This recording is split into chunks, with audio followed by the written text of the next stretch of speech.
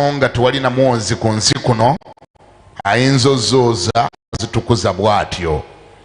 Awo Eriya ne Musa ne bamulabikira oba ne babalabikira nga bali naye era nga boogera ne Yesu. Peetero n'addamu n'agamba nti Yesu, n'agamba Yesu nti Labbi, kye kirungi ffe okubeera wano. Kale tusiisire ensiisira ssatu, emu ebeere yo, endala ebeere ya Musa n'endala ebeere ya Eriya. Kubanga yali tamanyi kyakuddamu, kubanga n'okutya baali batidde nnyo. Awo ekire ne kijja ne kibasiikiriza, eddoboozi ne lifuluma mu kire nga ligamba nti, oyo ye mwana wange gwe njagala, gwe nsanyukira, mumuwulirenga. Bwe baakebuka amaaso ne batalaba muntu nate wabula Yesu yekka ewamu nabo. Mark chapter 9 verse 2. And after 6 days, Jesus took Peter with him and James and John and led them up unto a mountain apart by themselves. And he was transfigured before them. And his raiment became shining, exceedingly white as snow, so as no fuller on earth can white them. And there appeared unto them Elijah with Moses, and they were talking with Jesus. And Peter answered and said to Jesus, Master, it is good for us to be here. Let us therefore make 3 tabernacles, one for you, one for Moses, and one for Elijah. For he did not know what to say, for they were sore afraid. And there was a cloud that overshadowed them, and a voice came out of the cloud saying, This is my beloved Son, in whom I am well pleased, hear him. And suddenly they looked around about, and they saw no man, and they saw no man anymore save Jesus only with themselves. Mukama yebazibwe nnyo abooluganda. Glory, glory to the name of the Lord. Olunaku lw'eggulo nabadde njogera kiki ekinaakubaako bw'onootegera kiki Katonda kyali mu bulamu bwo. Yesterday I was telling you what will happen to you if you shall understand what God is in your life. Oba oliawo ebintu ebimu tonnabikola kubanga tonnamanya kiki ky'olina. Perhaps some things you've not yet done because you don't know what you have. Ky'ova olaba nti Katonda agenda kukola ekisoboka kyonna akwebikkulire otegeere ky'olina, otegeere n'amaanyi gaakyo bwe gali, olekere awo okwegeraageranya. That's why God is going to do everything possible so that he can reveal himself to you. You understand what you have so that you can stop comparing yourself to others. Mw'onootegeera ky'olina, if you shall understand what you have, ojja kutegeera nti wafuna eky'obugagga ekisinga eby'obugagga byonna ebyali bibadde mu nsi muno. You will understand that you got the most important treasure above all treasures in this world. Oba ŋŋambaako nti amina nange naawulira. Can you say amen? Gy'otwalabye yesterday we saw nti n'embeera ezimu mu bulamu buno okutugondera kisooka kutwala ggwe kutegeera kiki ky'olina. that even for some situations in this life to submit to us, to obey us, it takes you to understand what you have. Nakkuleggulu twayogedde ku musajja gwe bayita nabbi Eriya. Yesterday we cited Prophet Elijah. Eriya ayamirira mu maaso ga kabaka mulamba, Elijah who stood before an entire king, era mu maaso g'eggwanga ddamba, before an entire nation, n'alangirira nti enkuba tegendayo kuddayo kutonnya ng'ekigambo kye bwe kiri. and declared and proclaimed that it was not going to rain just as according to his word. Naye bwe yali abyogera yagattako na kino. But when he was speaking that, he added this. Yagamba nti nga Mukama Katonda bw'ali omulamu gwe nnyimirira mu maaso. He says, as long as the Lord liveth, before whom I stand. Ebyo twabisanze mu kitabo kya Bassekabaka ekisooka essula ya 17. In 1 Kings 17. Ng'agamba nga Mukama Katonda bw'ali omulamu gwe nnyimirira mu maaso. Saying, as the Lord liveth, before whom I stand. enkuba tegenda kuddayo kutonnya mu kibuga kino okutuusa nga mwenenyeza. It's not going to rain into this city unless you repent. Era enkuba neewulira, era enkuba neegonda, era enkuba n'ekikola, era enkuba n'etatonya, n'erinda lwaliddayo ogiragira etonye. And even the rain obeyed, and it hearkened, and it never rained until he was to command it. Ne tubuuza ekyama ky'omukulu ono kyama ki? So we asked, what was Elijah's secret? Kubanga bw'abadde amaliriza eri wansi agambye nti ng'ekigambo kyange bwe kiri. Because as was summarizing his statement, he said, according to my word. Ne tubuuza nti olw'amaanyi gali mu kigambo kye ng'ekigambo kye bwe kiri, amaanyi geekwesaawo ng'ayagala kulyawo so ng'ekigambo kyange bwe kiri. Kaka, is it about him? So we are discovering, was it even according to his word? It was getting a little bit proud. According to really his word. Era nabagamba luli tinze ekyo kyasooka kuntawaanya nnyo. And I told you the other day that it first perturbed me. Nga mpuliro lyanga nti enkuba tegenda kuddayo kutonnya ng'ekigambo kyange bwe kiri. Ne ngamba awo ate ng'alidde nnyo swaga mu bintu bya Mukama. Because we had heard that he has said it's not going to rain according to my word. So I said it was becoming a little bit with swag. Naye bw'oddayo waggulu ne wetegereza olunyiriri, But when you go upwards and look keenly, osobola okutegera wa gy'ava. you can understand where he gets it from. Otandika okutegera gy'ava, ekkoona mw'ava. You begin to understand where he takes it from. Ey'oluzungu egamba, and Elijah the Tishbite, who was of the inhabitants of Gilead, said unto Ahab, as the Lord the God of Israel liveth, before whom I stand, there shall be no dew nor rain these years, but according to my word. 17 abassekabaka ekisooka 17 olusooka awo eri omujesubi eyali omu kwabo abatuula mu Gireyaadi n'agamba Akabu nti Mukama Katonda wa Isirayiri nga bw'ali omulamu gwenyimirira mu maaso ge, tewaabenga musulo newankubadde enkuba mu myaka gino, wabula ng'ekigambo kyange bwe kiri. Enkuba eno nno bannange si nnyangu nnyo kulagira biragiro ebyo. It is not easy to command the train such commands. Kubanga yakusooka okubeerawo, enkuba ekusinga obukulu, yaliwo nga gwe tonabaawo, ate nejjeva tomanyiyo bulungi, ate leka yagitonda, ate bw'etonnya tetonya wowokawokawoka, etonnya ku kyalo kyonna, etonnya mu ggombolola yonna, mu disitulikiti yonna, ne mu ggwanga lyonna. Si ya ku kyalo kyammwe, kati gwe amaanyi n'obuyinza ebigiragira obijjawa ate n'okuwulira neewulira. Because figure it out, rain existed before you existed. It is mature and older than you. It has its own maker. It was here before all people. How can you come from nowhere and even command it, considering that it doesn't even rain where you stay? It rains all over. Era naawe atudde wano ndowooza oli mujulizi wange wagezaako okugiragira neefunikira ng'ekukubye. You're even a witness. You're seated here. You've ever commanded it not to rain, but it even blasted you. Naye ate kakati ate eno tulabayo omusajja eyagiragira neewulira. But we are seeing a man who has ever commanded the rain and it obeyed. Era neetatonyera ddala eggwanga ne litaba na nkuba ne ligwamu ekyeya n'enjala n'egwa. Mugijjukira eyo eyagwa ku mulembe gw'omukazi ono namwandu we Zarephaasi. It will see somebody who has ever commanded it, and it never rained for 3.5 years, and drought and famine came into that land, as you remember this woman of Zarephath. N'osigala nga weebuuza nti katolo ekyama kya Eriya nange kikiriwa. You begin to understand and ask yourself, what's the difference and the secret between Elijah and myself? Ekyama kye kiri mu lunyiriri olwo lwennyini lwayogera. Ladies and gentlemen, Elijah's secret is found in that very verse. Ekyama kye kiri mu bigambo ebyo byennyini bye tuwulidde. His secret is found in those very words he has uttered. Ekyama tekiri eno wansi gy'agambira nti ng'ekigambo kyange bwe kiri. Eyo si ewali ekyama ky'amaanyi ge. His secret is not found in these last words that says according to my word, but rather upwards. Ekyama kye kiri mbiri byagamba nti nga Mukama Katonda bw'ali omulamu gwenyimirira mu maaso. His secret is found in these words that says, as the Lord liveth, before whom I stand. Gwenyimirira mu maaso.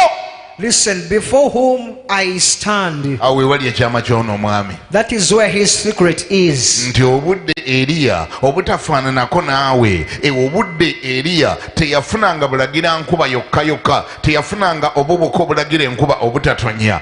Yafisanga n'obudde n'ayimirira mu maaso ga Katonda. That not just like you, Elijah did not only find the time to command the rain not to rain, but he also found the time to stand before God. kakati enjawulo ye weeri naawe ali wano naawe ndaba eyo ku tv enjawulo oyo ne Eriya gw'osingana kuba na budde bulagira nkuba obudde obuyimirira mu maaso g'oyo ayagitonda agirinako obuyinza obwo obudde tobulina ne bw'oba obulina oluusi olina butono. Now the difference between you and Elijah, for you mostly have the time to command the rain not to rain. You don't have the time for the owner or the maker, or you don't even have the time to stand before the maker of the rain. ate kisinga okuba ekyomutawaana n'enkuba ekyo ekimanyi. What is most unfortunate, the rain is aware. enkuba ekuyinako obukakafu nti tolina bulungi budde, tolina bulungi relationship wakati wo n'oli ayakutonda, temulina bulungi relationship, naye kyova ogiragira ntojja kutonya nekugamba nti ondagira ngaani. The rain knows very well that you don't have the time between you and its maker. You don't have the time between you and God. So that's why you command it and it also disobeys. ebuuza ondagira ngaani. It comes and asks you, who are you to ask me? nange natondebwa Katonda. I was also created by your creator. enkuba ekulabira ddala. omanyi kankubulire, omanyi lwaki abasirikale bakeera ku parade ku poliisi ku makya? Do you know why in the morning the policemen go for parade early morning at the police headquarters? nali nkyewuunya ekyo ngamba naye kikyo kiina ekibakooya buli ku makya nga gyoli nti ku poliisi tebamanyiiwo naye ne baba nga balina okukeerawo ne basimba layini ku parade ku makya. kiki ekyo? lwaki tebagendayo lwa mukaaga lwokka oba mu mwezi omulundi gumu? maama era ne baba nga balina okugenda ku poliisi ate we bamanyi obulungi buli naku. lwaki omupoliisi tava buvi waka mu makaage n'ayiwamu yunifoomu ye n'agenda ku luguudo n'akwata emmotoka oba n'agenda n'akwasisa amateeka? It used to bother me because consider this. Why should all these policemen every early morning go to parade every morning, considering that they know the police center? Why should they just go to work and stop the cars? Why must they come for parade every morning? Principle efuga kye bayita authority. The principle that governs authority, you must always be in touch with the source of that authority. buli kaseera olina okusigala nga okwatagana n'ensibuko y'obuyinza obwo. The moment you are detached from the source of authority, you lose that authority. kasita weekutula ne weesala ku nsibuko y'obuyinza obwakuweebwa oba ensibuko y'obuyinza obwo gye buva, obeera tokyalina buyinza. The moment you are disconnected from the source, ne weesala ne weekutula ku the nsibuko, moment you are detached, ne weesalako ku nsibuko the y'obuyinza, moment you are cut off, n'okutulwako n'osalwako cut off from the thought of the authority, okuva ku nsolo oba ensibuko y'obuyinza bwo, you may not have authority anymore. oyinza obutasigaza buyinza obwo. Omupoliisi ekimukeeza ku makya oba buli lunaku ku parade kwongera kuddayo ajjuzeewo obuyinza bwe buli obwakendedde eggula akawungeezi, ajjuzeewo aveeyo nga abulina nga babumwongedde ng'ali in touch ne boosi, afunye ebiragiro ebipya bakita briefing, agenze afunye briefing buli ku makya n'alyoka aveeyo nga kwegamba ali empowered nga bw'ajja okukukwata wamma ddala ne gy'akutwala bamanyi nti akutwala kubanga yabaddeyo. The reason they come for parade every morning is to be refilled, to refill the other authority that was diminished yesterday, so that he can be briefed to get more authority, so that when he goes to capture you, he knows that where he's taking you, he knows he's empowered. ava buvi waka n'agenda nga ku luguudo buli ku makya nga takyagenda ku station n'essebo ng'ava mu maka ge n'ayiwamu ekya traffic n'agenda ku maka, oyo abeera fake. He doesn't just come from home just putting on the attire for the uniform, the police uniform, just come to catch or to enforce the law. No, that such a person is fake. Era batandika bwe bakizuula ne bamuzuula nti agenda ku luguudo n'atandika okukwata emmotoka naye nga takyalipotinga ku headquarter wabula ava buvyeri batandika omunonya naye ne bakwata mukwate kuba bamubuuza kati gwe bino by'okola obijjawa. When they discover such a person, such a person who just comes on the road to capture or to enforce the law without reporting for orders, they just also investigate or even arrest him. Ekyo tekiri ku batrafiki bokka n'abaana bonna bolaba abakalakala n'emmundu balina gye basimba layini ku makya ku parade ne bafuna brief. It's not about the traffic men, the policemen only. There's also about these old people, army men, all these people who have firearms. They go somewhere and they get briefed. amaanyi gaabwe gabali mu kuyimirira mu maaso ga fande ku makya ne bamalawo akadakiika nga bamuwuliriza n'abagamba by'abagambye ne balyoka basaasaana nga bagendedde mu maanyi ago. Their power or their empowerment is found standing in the parade, receiving orders and briefings from their commander, so they live with that power to execute that. Sometimes baba bagenda mu operation bafuna ne password. Sometimes when they're going for operations, they get passwords. Era egyo bamanyira ali feke wakati mu katale oba mu kibuga nga password bo gye bafunye gwe togirina naye nga toyambadde byambalo byabwe agenda okwogera ati ng'oyogera biranaga ndi ono mumukwate uniform gy'ayina naye amazima gali nti si we waffe kubanga ne bye twalaganye tabimanyi mukwate. It is in the operation there where they find out the fake ones, because they did not get briefed about the passwords. They speak something else, you speak something different, so they're able to tell you're not one of them even though you're putting them on their uniform. Era ne mwena abali wano singa abadde akukwata nga akwarestinga nagamba kaa chini n'otula nagamba towa viato n'otowa viato towa mukanda n'otowa mukanda n'otula ku ttaka wangi ne wabawo akubbirako ne bagamba nti oyo nno omwami akukwata, oyo omwami akukwata yabivaamu dda oba bamwambuladde emyaka nga 3 egiyise takyali mu poliisi abadde atudde wansi n'okuyimirira oyimirira mugamba nti onkwata ngaani. If somebody attempts to arrest you and they tell you sit down, take off your shoes, take off your belt, and somebody is in uniform, unless somebody comes and tell you that one who is trying to arrest you is a fake one, he is no longer in the force. So you also gather the energy to stand up and inquire, how come you arrest me? Kubanga kasita okizuula nga takyali in touch ne source emuwa obuyinza obukwata nga naawe oyimirira ng'ojeema. So when you discover he's no longer in touch with their police headquarters, you're also free to stand up and disobey. Bwekiba bwe kiri nampubirako omukono gwe byeyogera biibyo bishop bwe kiri bwe kityo. If it's like that, if I'm saying what's right, say amen. Waki kiva ku ki? Where does it come from? Takyali in touch with the source of the authority. He's no longer in touch. Takyakwatagana, takyalina nkwaso wakati we ne jjajja obuyinza. Takyafuna orders okuva eri. He's no longer receiving orders and commands from the headquarters. Kyekimutwalayo buli ku makya afune orders. That's the reason they go there every early morning of the parade to receive orders. Ajjuzeewo empowering authority ye. To be re-empowered, to re-empower his authority. Kiki ekitutwala mu maaso ga Katonda buli ku makya? Why do we go before the presence of God in the morning? Lwaki tufukamira mu maaso ge buli kaseera? Why do we kneel before him every day? Lwaki tuwanika emikono gy'ali buli kaseera? Why do we lift our hands before him ever always? Okujjuzaawo. To go for the refilling. Okujjuzaawo.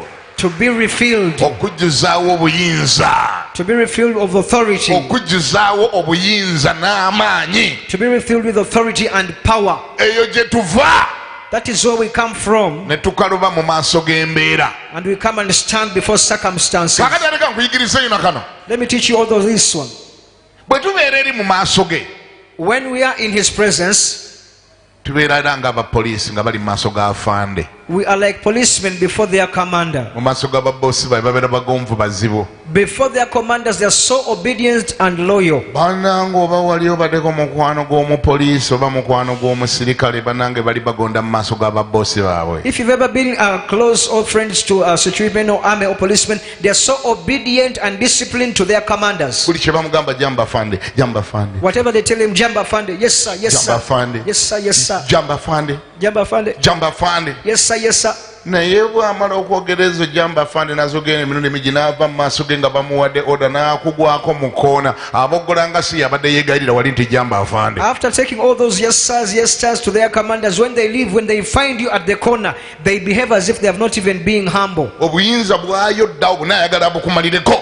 All the authority he has come with, he wants to use it on you. Fe abaabawulirako mu mulembe guli nga bakyayogera Luswayiri lwokaloka. Those of us who heard them when they're using only one language, Swahili. Wewe unasema nini? What are you saying? Kaa chini. Sit down. Fungua mlango. Open the door. Katonda wange buli kyayogera ng'olya kyenkana ng'ejjinja. Whatever they could speak, you think it's like a stone. Naye ng'ate bw'abadde eri wa boosi we. And yet when they were before their commanders, jamba fande. Yes sir. Yes sir. Yes sir. Yes sir. Jamba fande. Yes sir. Jamba fande. Jamba fande. Kiki ky'okopaawo?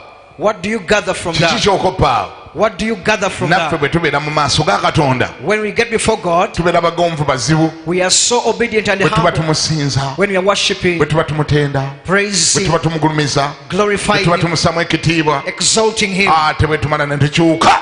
After that we turn ne tunula mu maaso ga dayimooni and we face the tugamba demons mu linnya lya Yesu vaano and we say in the name of Jesus, genda move. ng'obuyinza tubuyoddeyo eri Having gathered the authority from his presence. lwakubaako fe abasomesa ffe tuliko ekizibu fe ababuulizi Just because the problem is with us, the preachers, tetuvangayo kukasomesa bulungi we have never come out to throw more light on that. tetukasomesanga bulungi ensobi yaffe abasumba It is us in the wrong. We've never clarified it very well. omuntu omusanga mu kanisa nga tamanyi ddi lwateekwa kuboggola neddi lwalina okwogera empola.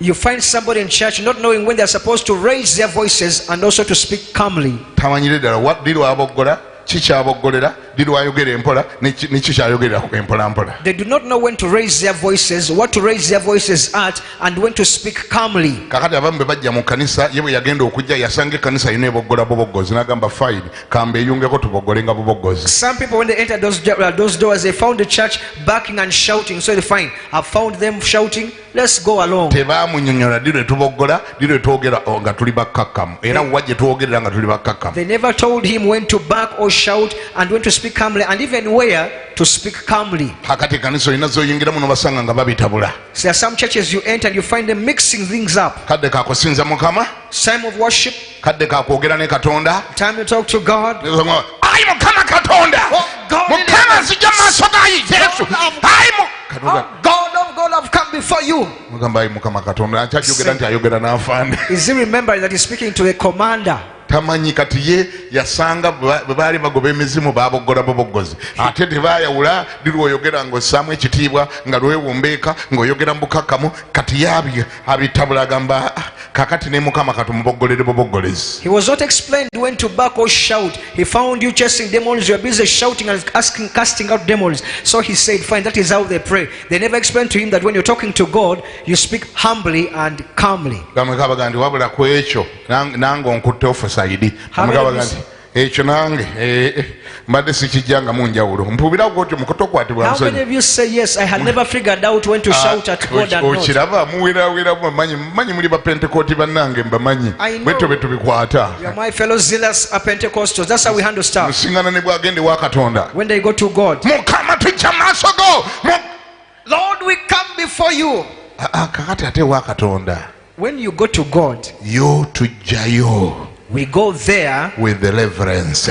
n'obukkakkamu n'okumussaamu ye ekitiibwa. bosi ye bosi He is the boss. ye mukama. He is the Lord. omusirikale mu maaso ga mukama we taboggola A soldier before his commander, you don't shout, you don't bark. baba amuwa information When you're receiving information, bw'aba wa lipooti when you're giving back a report, bw'aba ayogera ne boosi speaking to your boss, naye bw'avaayo nga bamugambye nti genda executing tukuwadde obuyinza omugwako ng'akusanze mu owino. when he leaves the presence and they give them the power to go and execute, you can find them in a window there. N'akutuuza mu ttaka n'abanga gy'oli nti eri si yatuula. He can sit you down in the ground as if he doesn't sit the other side. eyo oda si ya njawulo nnyo nga bw'ogiwulira bw'eri awo mu basirikale n'ewa katonda wakati waffe ne katonda waffe bwetyo bw'eri. That is exactly how that order is, that as the way you see it in the army or policemen, that is how it is with God and us. ani awulira ngambeko nti amiina? sikyabawulira. ani awulira egyali ngambeko nti amiina? gondera katonda. Submit or obey unto the Lord. gondera katonda. Obey unto the Lord. ebintu binaakugondera. Then staff and situations shall obey you. Amen. nekya eneekugondera. Obutonde bujja kugondera. emizimu ginagondera. Demons and spirits will obey you. endwadde zinaagonda. Sicknesses shall bow down to you. obwavu bujja kuvunnama. Even poverty shall bow down to you. emitawaana ginaavunnama. Troubles and situations shall bow. bwegondera katonda. You just bow down to God. ne setaani agenda kuvunna mu maaso go bw'anaamanya nti naawe ovunnamira katonda. If the devil shall know that you bow down unto God, the devil shall bow down to you. gondera katonda ne setaani anaakugondera. Obey the Lord and the devil shall obey you. eri yagambye nga Mukama Katonda bw'ali omulamu gwe nnyimirira mu maaso n'ennyimirira mu maaso ge ku paaleedi buli ku makya kati nange nkuba gwe nkulagira gonda toddayo n'otonya ng'ekigambo kyange bwe kiri. Because listen, Elijah said, as the Lord liveth before whom I stand, therefore I command you rain. You're not going to rain until I say so. So therefore I ask you to obey as my word is. Mwana wa Mukama, child of God, onobanga ofisse obudde obunyirira mu maaso ga Katonda, if you shall find time to stand before God bw'ofuna obudde obumusinza, and find time to worship ofuna Him obudde obumutendereza, and find time to worship and ofuna obudde praise obumugulumiza, and to exalt Him ofuna obudde obulisinga orders okuva and gy'ali, get time to receive orders from Him obudde obufuna obuyinza, and find the time to get authority. kubanga ofuna obudde obwo If you find that time obunyirira mu maaso ga Katonda, to stand before God, amakubo gagenda kweggula gokka, the ways shall open of themselves, ensozi zinaakuviira, mountains shall level before you, ennyanja zineggula, seas shall part, ennyanja zineggula n'oyitawo, the waters shall part and you shall pass on dry ground. n'ekyejja kukugondera kubanga ejja kutegeera nti oli agenti wa Katonda. Nature will obey because you shall figure out that your God is agent. Ani awulira ngambeko nti amiina? Say amen. Sikyawulira gamba nti amiina. Come on, say amen. Oyagala biggondere? You want the things to obey you? Linaano oli alina obuyinza. Get closer to the one who has. Ekyo mwena mutegeera kyekitegeeza. You've understood what it means. Abalinaana ewali obuyinza, Those who are close by where the authority is be baba n'amaanyi ku mbeera. are the ones who have power and authority over circumstances. Mukama waffe yeebazibwe nnyo. Praise be to the Lord. Kyenjagala okusembyayo, What I want to conclude with, and his brethren and his siblings n'abasirikale ba Isirayiri abalala bonna basigaddewo and all the remaining soldiers of Israel mu nsonga za Goliyaasi, golooza enjawulo ye eri ludda wa? in the matters, in the issues of Goliath. Where do you think it is? Goliyaasi yamala ennaku 40 nga buli lwavaayo n'ayogera abajaasi ba Isirayiri abalwanyi ne Sawulo waamu kabaka nga bonna badduka misinde ne batomera ebitooke. For 40 years Goliath could come and scream and shout against Israel, against the army of Israel, and all the soldiers of Israel, including Saul, all could run and flee. Kiki ekireetera Dawudi okugamba nti nze Goliyaasi nja kumukuba? What causes David to say, I'm going to smite Goliath? Kiki Dawudi kye yalaba abalala kye baali batalaba? Please listen. What was it that David saw that the other soldiers didn't see? Kiki ekyamuwa courage eyo?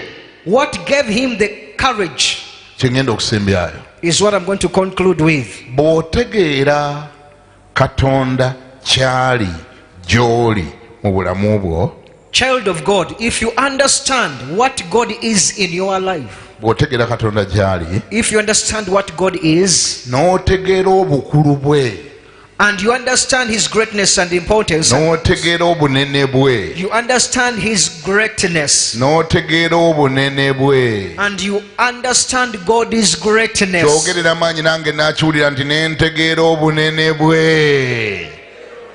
Yogera n'amaanyi n'entegeera obunene bwe. If I can understand God's greatness, bw'otegeera obunene bwa Katonda, listen, if you understand God's greatness, buli lw'otunuulira Goliyaasi akogga. whenever you look at any Goliath, Goliath will shrink. Bano Abayisirayiri abalala bonna ekyabaleetera obuzibu kyali kimu.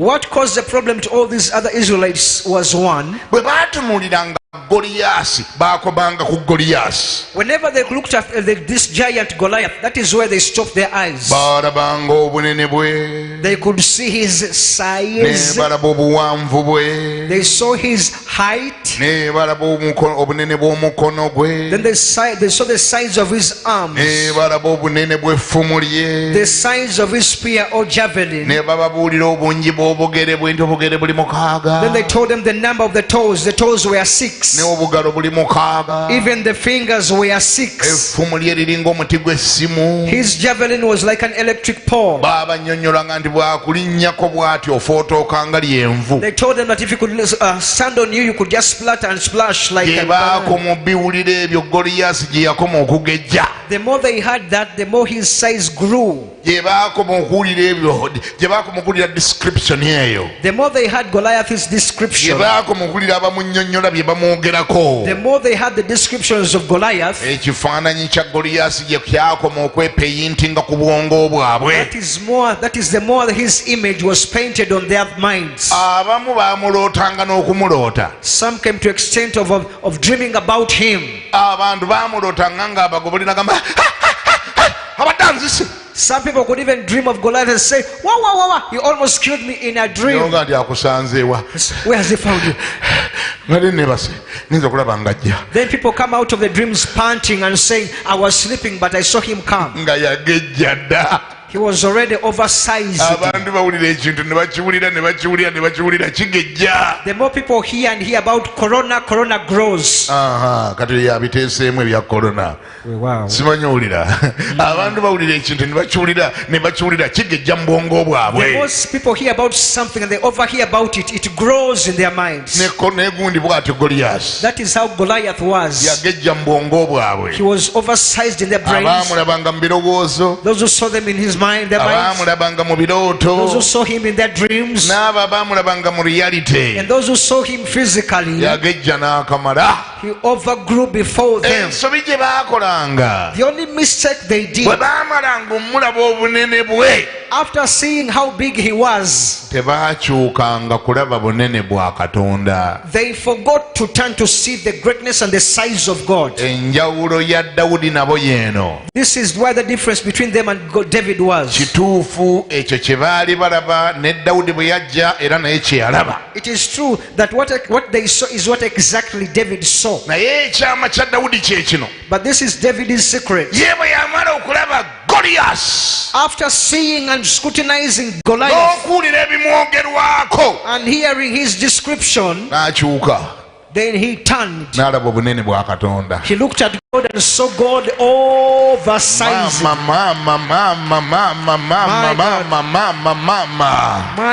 My God. nga bw'olaba Katonda, After seeing God, Goliath afuuka kiyenje. then Goliath becomes a cockroach. nga Come bw'olaba on. Katonda, After seeing God, Goliath afuuka munyeera. Goliath becomes an insect. nga bw'olaba When Katonda, after seeing God, Goliath timuli. Goliath fades out of ani nothing. awulira ngambeko nti amiina. Gamba ko amina. Goliath ng'afuuka munyeera. Then Goliath could fade out of comparison. bw'omala okulaba obunene bwe, After seeing his size, n'okyuka n'olaba obunene bwa Katonda, you turn and look at God's size. n'afuuka munyeera. Goliath fades out of comparison. era kye yakola n'akyuka n'amugamba. So what he did after seeing God, that it Dawudi kye yakola n'akyuka n'agamba Goliath, this is what David told Goliath. ŋŋenda kukuba. Hey, I'm going to smite you. ne Goliath yali akiwulira gusooka nga tawulirangako muntu akiyisa mu kamwa. Even Goliath was hearing it first time. Nobody has ever threatened him. akaana nga kamuga ŋŋenda kukuba. A mere youthful boy was saying, I'm going to beat you. ne kalonda n'amayinja. He even picked stones. Goliath n'agamba kaana gwe beera serious. Goliath said, hello, please, let's be serious. Goliath n'ayomba n'avuma akaana n'avuma n'abali abakasindise. Goliath insulted even those who had sent a devil. n'agamba bantu temulina magezi muli basiru musindika mutya kano akaana akato kankwatira amayinja kampetambwa. You people are so foolish. How can you send me just a youth? He's getting stones. Am I a dog? n'akagamba ŋŋenda kukuba kaana gwe nkukwate nkuyuze nga capati ennyamayo njigabire ennyonyi ez'omu bbanga. He said, Yuka David, I'm going to get you, beat you, and tear you apart and give your flesh to the birds of the air.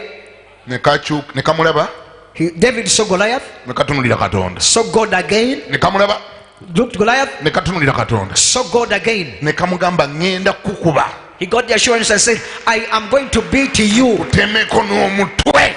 and even cut off your ne head. kamugamba owedde. He said, Goliath, you're ne finished. kamugamba mu linnya lya Mukama Katonda oyo omulamu. He said, in the name of the Lord God, living God of oyo Israel, ayamponya mu kamwa k'empologoma bwe yannumba. God who saved me from the mouth of the lion, oyo ayampa ekisa n'enkuba eddubu n'enjita. God who gave me the grace to smite the bear and kill it. naawe ŋŋenda kukuba nkutemeko n'omutwe. I'm going to treat you the same way and I'm going to behead you. ani awulira ngambeko nti amiina sikyabawulira mu Luganda ga nti amiina era tewaayita kadakiika Not so many minutes from then, akaana ne kalonda mu mayinja gaako 5 the boy picked his 5 smooth stones, nga kamanyi kiki Katonda kyali mu situation eyo. and David knew exactly what God was in that situation. Era ne kamugamba nze sikulumbye mu linnya lyange nkulumbye mu linnya lya Mukama Katonda omulamu. And he assured Goliath, said, I'm not attacking you in my name on my own. I'm attacking you in the name of the living God of Israel. Era ne kamugamba owedde sinze ngenda okukuba Katonda yagenda okwekubira. He said, you are finished because I'm not the one who's going to beat you, but rather God is going to fix you. Ani awulira aŋŋambeko nti amiina. Come on, somebody say amen. Siwulidde ngamba nti amiina. Say amen.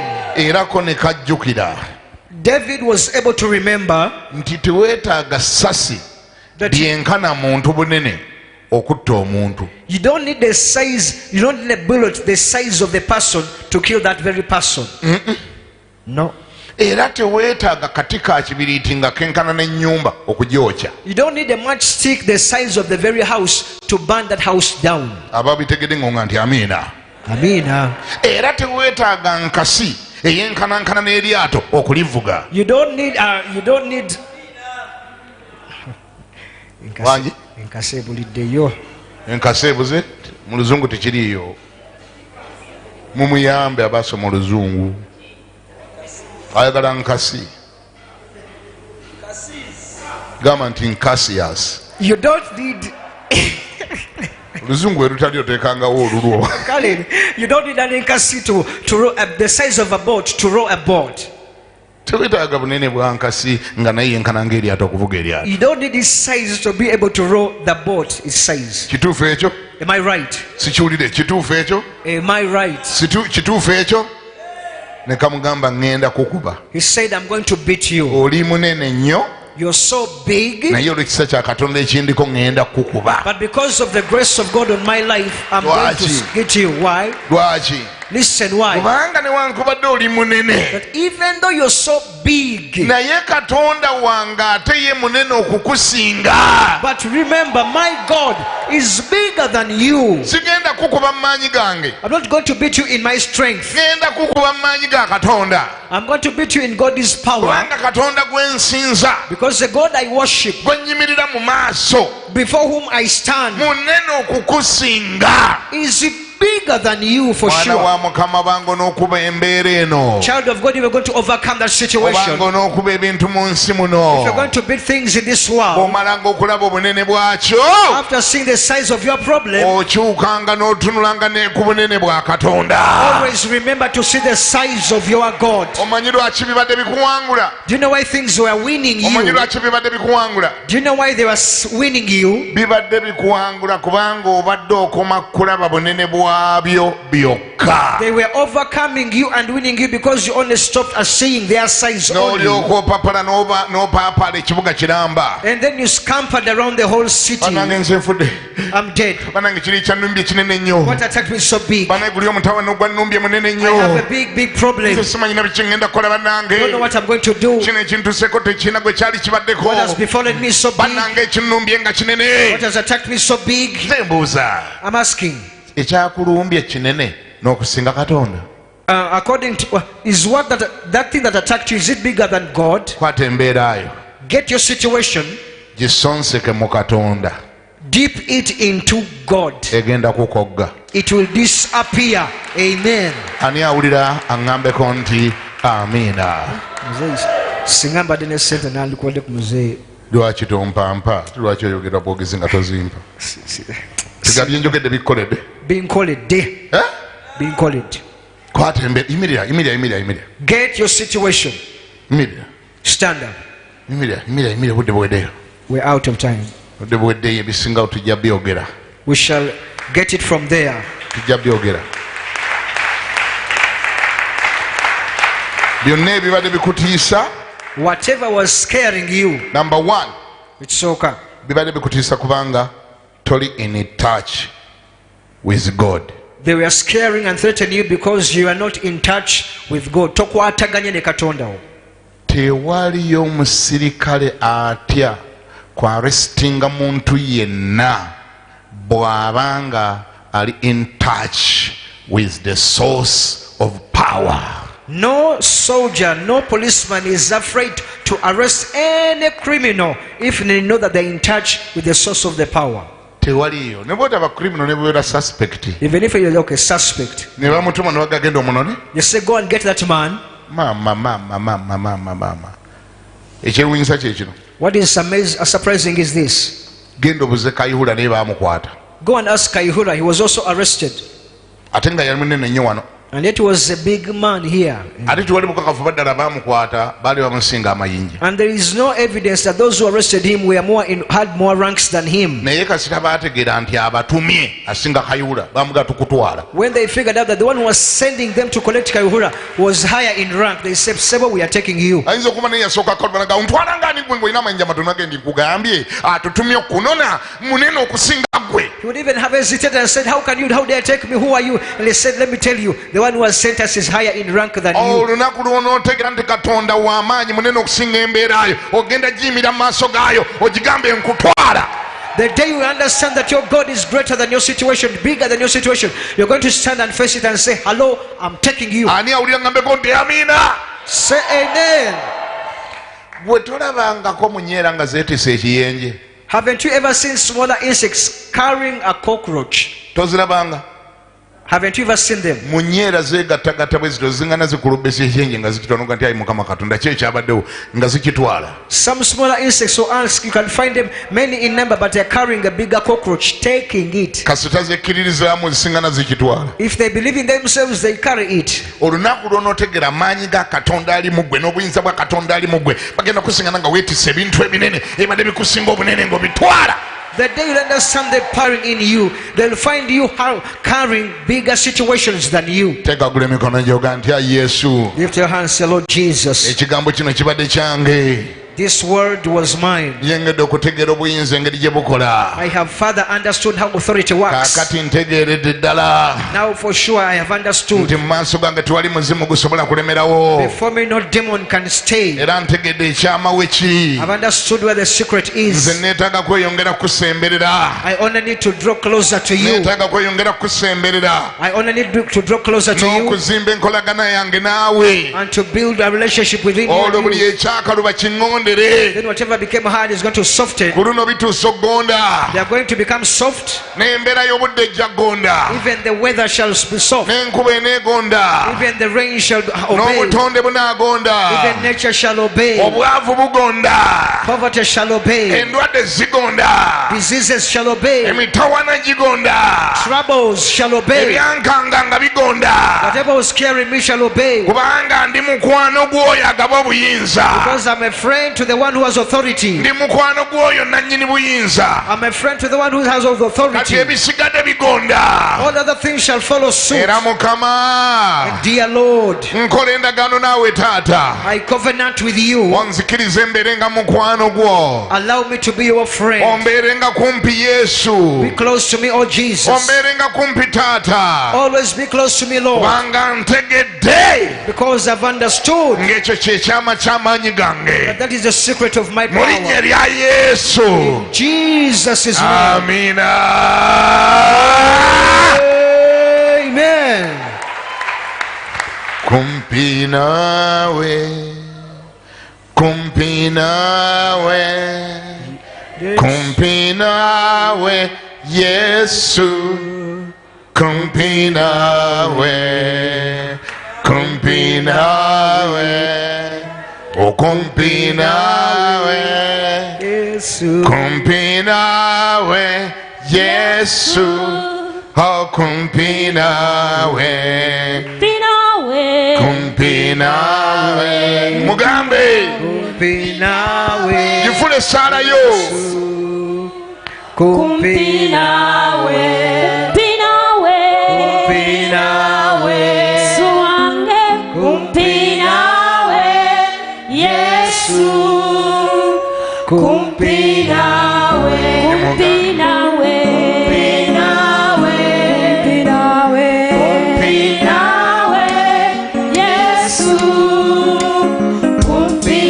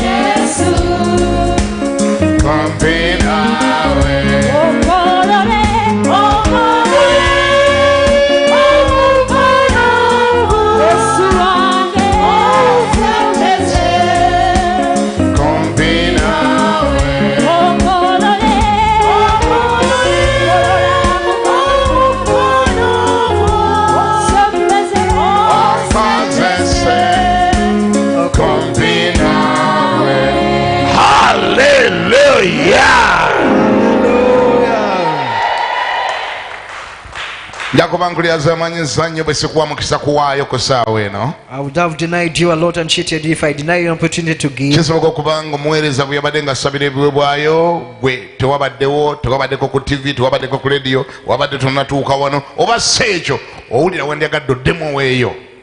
Perhaps you missed the opportunity to give by the time we are giving. Perhaps you're even on radio or TV, but you could have given before, but you want to give again. Okuwaayo tekutamiiza nti bw'oba wawaddeyo dda n'oddamu n'owaayo otamiira. You can't get drunk from giving. Kale kwata ekimu ky'ekyekumi yonna gy'oli naawe ali wano. Get your tithe and your offering wherever you are. Kwata ekiweebwayo kyo. Get your tithe and offering. Teweerabira nti waliwo opportunity ey'okusiga mu ttaka lye tuli mu ggula eriri emabega wano lye tuli mu kugulira ennyumba ya Mukama, n'oluvannyuma ennyumba ya Mukama eryoke etandike okuzimbibwa. Don't forget to sow your seed in the land of your purchasing, so that after purchasing it we embark on building the house of God. Mukama akuwa omukisa nga osiga ensigo yo ne mu project eriwo ey'okugula emmere nga tugigulira bakyali mu bwetaavu wansi wa project emanyiddwa nga Together We Can. May God bless you as you sow your seed in the Together We Can project, whereby you buy food for the needy. Wangi